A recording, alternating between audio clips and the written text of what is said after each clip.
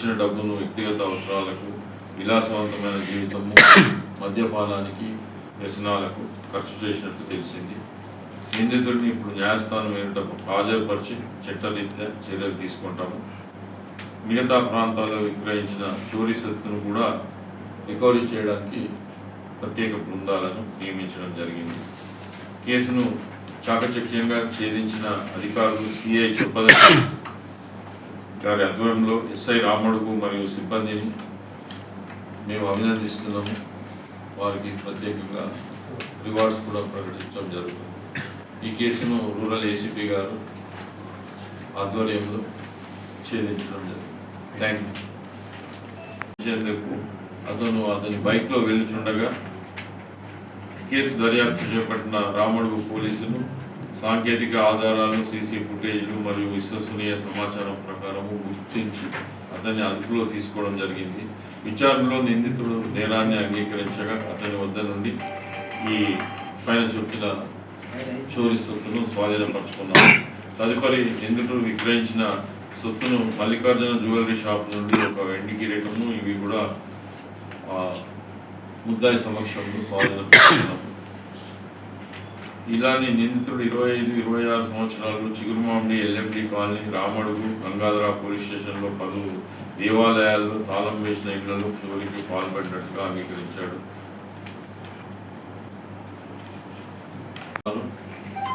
Arrest కాబడిన నిందితుడు MA Arshad Khan. అతని తండ్రి పేరు ఎంఏ నజీర్. అతని వయస్సు 30 సంవత్సరములు. ఇతను కోలాస గ్రామం, జగిత్యాల జిల్లా, కరీంనగర్లో నివాసం ఉంటున్నాడు.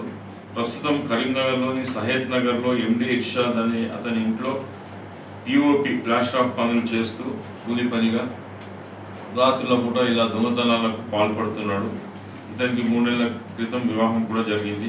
ఇతని దగ్గర స్వాధీనపరుచుకున్న కేస్ ప్రాపర్టీ, దొంగతి సొత్తు వివరములు, 30 కిలోల వెండి కిరీటాలు, 3 వెండి కిరీటాలు, అలానే 2 వెండి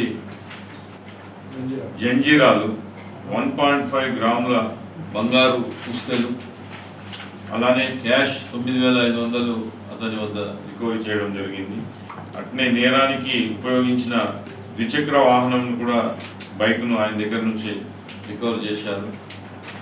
ఒక మొబైల్ ఫోన్ కూడా రికవర్ చేశారు. నెక్స్ట్ ఆయన స్టోలెన్ ప్రాపర్టీని బయట అమ్మిన వ్యక్తుల దగ్గర, అనగా ఇది మల్లికార్జున జ్యువెలరీ షాప్ నుంచి ఒక వెండి కిరీటము, ఒక వెండి చంద్రవంక, 2 జతల బంగారు పుస్తెలు 2.5 grams. Total seized property 650 grams వెండి ఆభరణాలు మరియు 4 గ్రాముల గోల్డ్ ప్లస్ 9,500 క్యాష్. ఈ మోటార్ సైకిల్తో పాటు ఒక మొబైల్ ఫోన్ కూడా రికవర్ చేయడం జరిగింది. ఎంక్వైరీలో తేలిన విషయాలు: అర్షద్ సులభంగా డబ్బులు సంపాదించడానికి రాత్రిపూట తాళం వేసిన దేవాలయాలను ఎంచుకొని అక్కడ చోరీకి పాల్పడుతున్నాడు. అక్కడ ఉన్న విలువైన ఆభరణాలు, లోపలికి ప్రవేశించిన తర్వాత అక్కడ ఉన్న విలువైన ఆభరణాలు మరియు హుండీలో ఉన్న డబ్బులను తీసుకొని పారిపోతున్నాడు.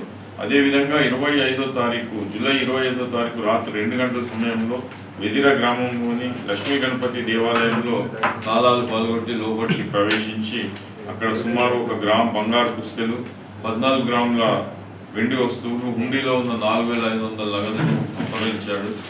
అనంతరం అదే ప్రాంతంలో మరో చోరీ చేయాలనే ఉద్దేశంతో 26/7/2026 సంవత్సరం ఈ నెల జూలై 26న వెదిర గ్రామానికి వచ్చి మార్కండేయ స్వామి టెంపుల్లో తాళాలు పాల్గొట్టి 2.5 గ్రాముల బంగారం, అరకిలో వెండి వస్తువులను, హుండీలో ఉన్న సుమారు 5,000 నగదును దొంగిలించి పరారయ్యాడు. చోరీ చేసిన ఆస్తిలో కరీంనగర్కు చేరుకున్న నిందితుడు టవర్ సర్కిల్లోని మల్లికార్జున జ్యువెలరీ షాపు యజమాని గాలిపల్లి మల్లికార్జున్ అన్న అతనికి దొంగ వస్తువులలో ఒక వెండి కిరీటము, ఒక వెండి చంద్రవంక మరియు ఒక జత బంగారు పుస్తలను సుమారు 6,000కు విక్రయించాడు. ఆయన కన్ఫెషన్లో ఆధారంగా మిగిలిన చోరీ